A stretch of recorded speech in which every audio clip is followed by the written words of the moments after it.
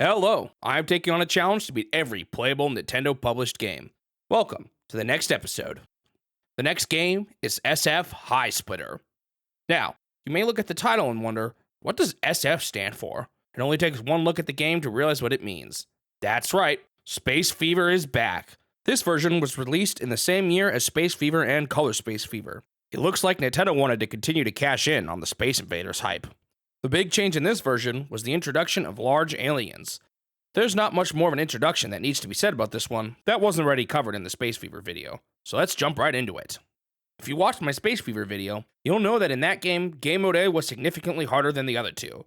Because of this, I started with Game Mode B. This one was sort of similar to Game Mode B in the original Space Fever. However, instead of spawning the invaders in horizontal lines from behind, they now spawn in vertical lines. I think this made the mode a bit easier, since it generally took longer for the aliens to reach the edges and advance forward. The larger aliens change things up a bit too. When you hit one, they will either get destroyed immediately, or they will split into two smaller aliens.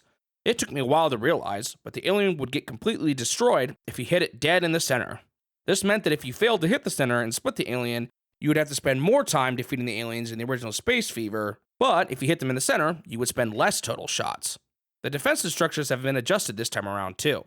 They now have a small opening in the middle. The invaders would rarely shoot through these openings, but it was pretty easy for the player to use them to their advantage to fire safe shots. I like this setup much more, because it made the barriers feel much more useful than the previous game. The final big change was the most important of them all. The enemy UFO now plays a new jingle as it flies by the screen.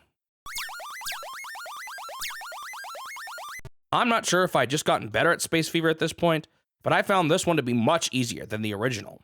I swept Game Mode B on my first try, and even beat a second loop before finally losing all my lives. Next, I moved on to Game Mode C.